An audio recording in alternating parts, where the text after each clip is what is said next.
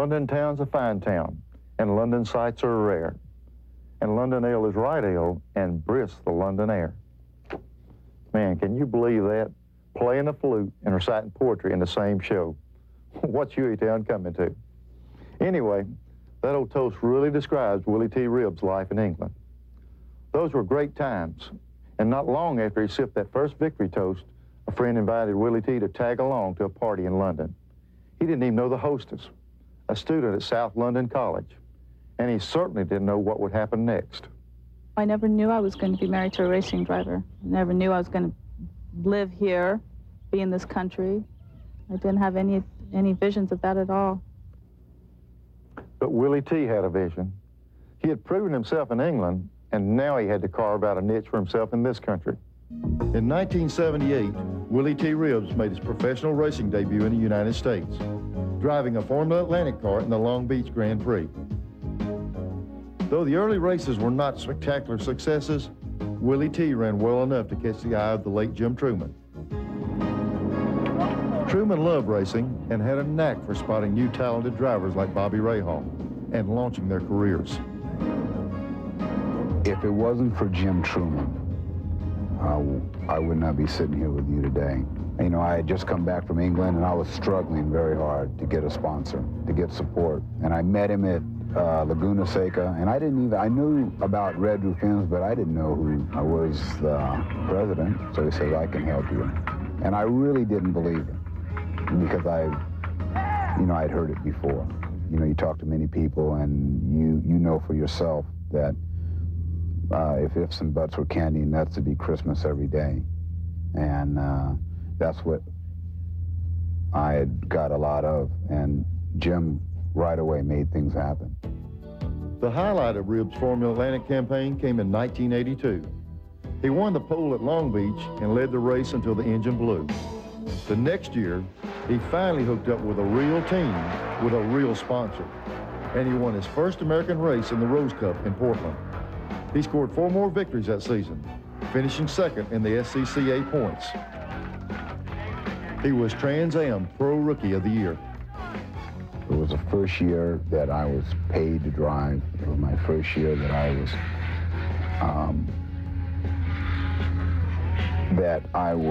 had become a pro, a legitimate professional, and I was winning. Having first-class equipment, that's the secret of winning. Because like I said earlier, forget methane and octane, race cars run on money. And with money enough to fuel the team, Willie T. Ribbs was beginning to show his stuff. In 1984, he took another step up the ladder, switching to Jack Roush's Trans Am team, where he won 4 races and finished 3rd in the season points. It was good, but I didn't know how good he really was. I mean, in 84 and 85, you just get this overwhelming respect for Jack. In fact, it's almost, you have so much confidence in him because every time you step on the gas, you look in a mirror and you watch people get smaller. People were getting smaller all through that 85 season. Ribbs dominated the Trans Am Tour with 7 victories for the Roush team. Except for the week at Indy, everything worked right that season. The team, the chassis, the engine, it made winning almost easy. I didn't have to drive over the edge to do it. And I really felt that, okay, I would hope that I could graduate from that. Okay, I wanted in 1985, at the end of 85, to graduate, either into Indy cars or into Winston Cup. But after he walked away from Indianapolis in 85, no one was offering him an Indy car for 86. So he signed on with the Dyegard team for 3 Winston Cup races. I was there when he made history as the first black driver to race with the Winston Cup guys. The first thing that people told me when I was getting ready to go down there, you know, Willie T., it's going to be a little tough for you. I said, why? He said, well, you're from California. It was a great experience, Neil. It was a great experience because a lot of the drivers, including yourself, took time out to help. Diegard was having sponsor problems. And since, as we said before, all race cars run on money, Diegard was running on empty. And nobody can win races running on empty. I did North Wilkesboro, I ran Michigan 400, and I raced at Riverside. And when I got there, I realized that this is tough. And everybody here, these guys are tigers, and they're in tigerish equipment. And it was something, I wouldn't call it a mistake that I made in my career. I would say it was a learning experience. I learned that next move you make, Willie T, make sure that, you know, it's going to be competitive. San Jose, California's Willy T. Ribbs capped a star-studded weekend of sports car racing Sunday with a victory in the Kuppenheimer Camel GT Challenge for production GTO and GTU cars at Georgia's Road Atlanta. Among the 43 entries was actor and race driver Paul Newman, but it was Ribbs who stole the show, putting his Toyota Celica Turbo out front on the 48th of 74 laps. Heavy attrition thinned the ranks of the leaders.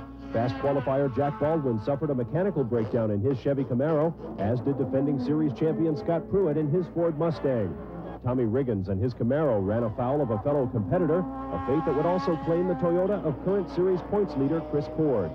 Ribbs stayed out front by averaging a record speed of over 104 miles per hour en route to his second win in 7 races this season. 23 seconds behind at the finish was fellow Californian Greg Pickett. Third place went to the Ford Mustang of Tom Gloy. From Road Atlanta in Brazelton, Georgia, this is Bob Varsha. Speed and power have not been any problem for the new Corvette of Greg Pickett and co-driver Tommy Riggins. The number 2 machine shattered the Glen GTO qualifying mark to grab the pole, and Pickett set a blistering pace early. The doubts about the vet have been of reliability, and they are answered less than a third of the way into the 92-lap battle. Fuel system problems left Pickett stalled on course several times. He nurses the Corvette back to the pits and gives way to Riggins, who doesn't get far before having to park for the day. Jack Baldwin's hopes of a win and the season points championship are lost due to rear-end problems. Baldwin would return to the race, but finishes 26 laps down. Willy T. Ribbs in the number 99 Celica Turbo takes the lead for good on lap 35. Teammate Chris Cord in the 98 car runs second the rest of the way, but never seriously threatens Ribbs. Toyota's hopes for a top 3 sweep are dashed on lap 78 when Juan Fangio, who was co-driving with Dennis Asse, finds the tire wall in turn 11.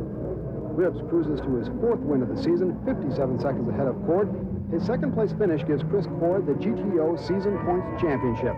From Watkins Glen International, Terry Day for ESPN Speed Week.